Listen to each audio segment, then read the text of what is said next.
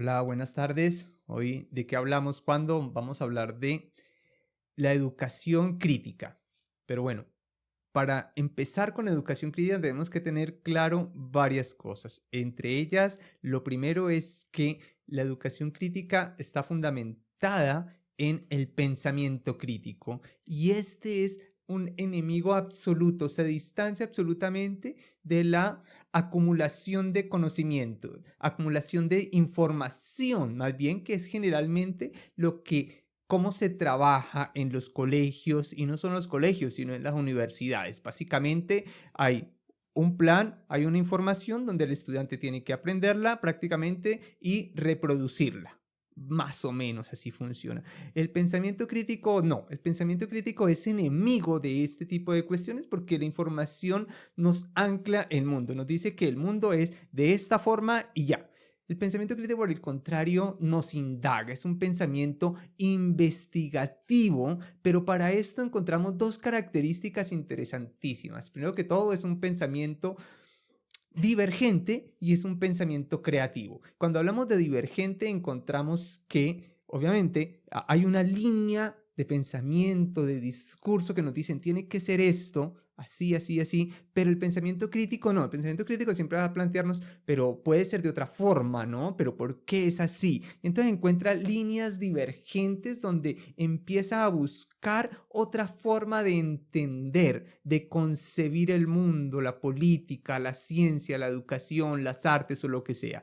Y esto mismo está aunado con ¿qué? Con la creatividad.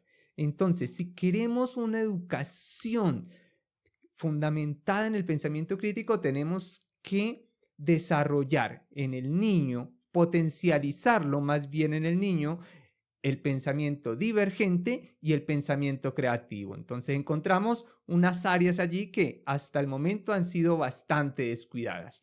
Y lo mismo va para la universidad.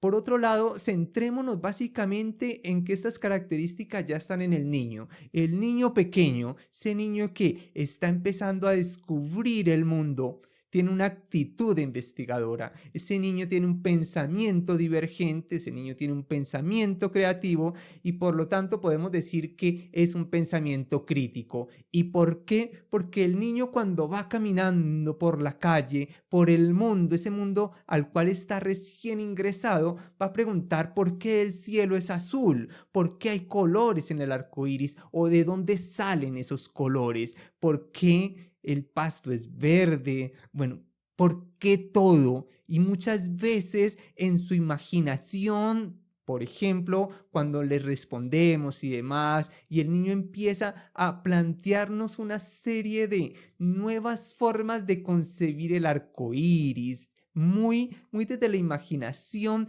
pero que divergen de lo establecido. Y entonces ese niño es básicamente un filósofo, un pensador crítico. Obviamente, la cuestión es que la cultura lo empieza a someter, ¿no? Y le dicen, no, eso no es, así no es, eso está malo, tiene que ser así, así, así. Entonces viene la educación ortodoxa, que no es para nada crítica, y empieza a encauzarlo. Y ese encauzarlo implica en una devaluación de su pensamiento divergente, de su pensamiento creativo y por lo tanto del pensamiento crítico. Ese viene siendo uno de los puntos importantes a tener en cuenta en la educación.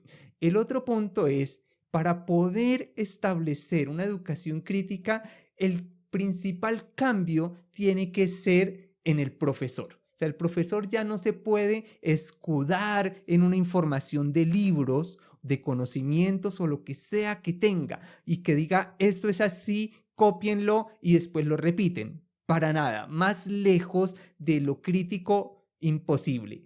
Entonces vamos a encontrar que este nuevo profesor tiene que ser un investigador al igual que el niño y un investigador que empieza a llevar al niño con ciertas preguntas que van a cuestionar el orden establecido.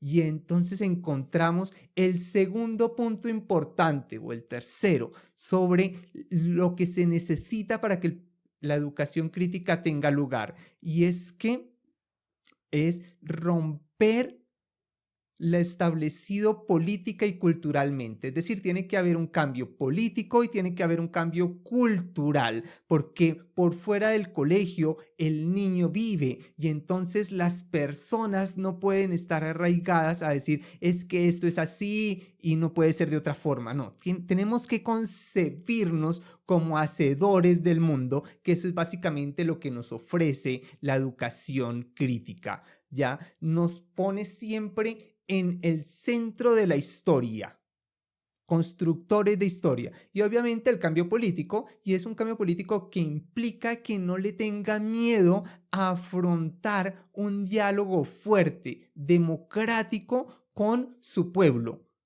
¿Por qué? Porque los gobiernos generalmente quieren establecer una educación donde ya todo esté hecho, realizado, entonces obviamente tienen un lugar cómodo. El pensamiento crítico lo mueve a una construcción constante. Entonces la postura política tiene que ser precisamente esa, de apertura democrática, porque si hay una democracia real, esta solo puede ser efectiva si está soportada en el pensamiento crítico. De lo contrario, es imposible que haya una participación política de todos los ciudadanos. Ese es un punto interesantísimo a esto. Recordemos que no en vano, cuando estaba iniciando la filosofía, ya a Sócrates lo van a condenar a muerte por cicuta, ¿no?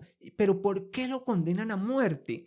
¿Ya? Pues básicamente lo condenan a muerte porque se hace enemigo sin querer de quiénes, de los que poseían la verdad. Entonces, ¿y quiénes poseían la verdad? Pues digamos, personas poderosas, políticos, gente que tenía un poder. Siempre el conocimiento ha sido poder, ¿ya? Y entonces, ¿qué los cuestionó? Venía alguien y decía, yo sé lo que es la justicia. Empezaba a hablar con Sócrates y Sócrates preguntaba y preguntaba y volvía a preguntar hasta que resultaba que el otro llegaba a un punto en el que decía, bueno, efectivamente, no sé qué es la justicia o qué es el valor, qué es el amor, se puede enseñar algo. Y todos estos temas, ante todos estos eruditos, ¿qué hacía Sócrates? Los indagaba, los indagaba, los indagaba, siempre encontraba un ejemplo que se salía de lo que estaba proponiendo el otro, ¿ya? Y entonces el otro llegaba a un punto en el que no podía decir nada más y Sócrates, ¿qué pasó?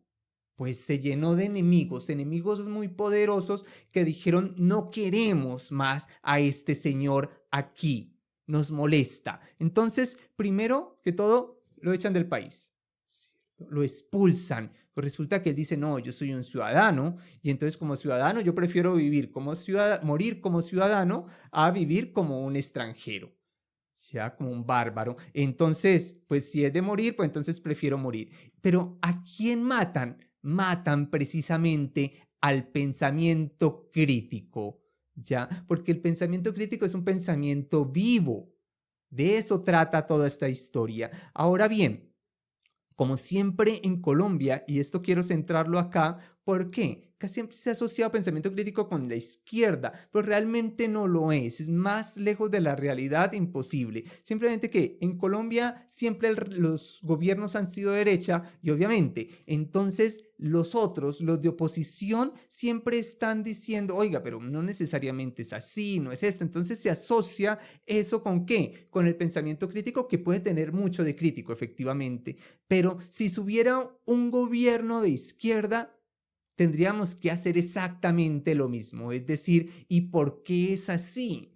¿No puede haber otra opción mejor? Entonces, si ven, siempre el pensamiento crítico está indagando, está cuestionando por qué asumimos cierta posición, por qué decidimos transitar por X camino y no por otro, por qué esta es la mejor opción y no otra, por qué el mundo debe de ser así y no puede ser de otra forma. De esto trata el pensamiento crítico. En pocas palabras, el pensamiento crítico es un pensamiento subversivo, es decir, un pensamiento que cuestiona el orden establecido. Por eso no puede funcionar dentro del esquema de la escuela tradicional, incluso dentro de la organización del salón mismo. No puede funcionar allí. ¿Por qué? Porque hay una especie de igualdad entre el niño que está siendo educado y el profesor, que aunque bien tiene un poder, ese poder solo radica ¿en qué? En que ya sabe por lo menos moverse en el mundo de la investigación, pero no es un poder porque tiene más conocimientos, no, porque entonces inmediatamente volvemos al modelo anterior. Entonces, lo complejísimo del pensamiento crítico implica no simplemente un cambio en la educación, sino un cambio cultural y un cambio político. Por una educación crítica en Colombia, que todavía estamos lejos de conseguirla, pero seguramente damos algunos pasos en pro de ella. Espero que este video haya servido para iluminar un poco la cuestión al respecto. Feliz tarde y bueno, ya nos vemos.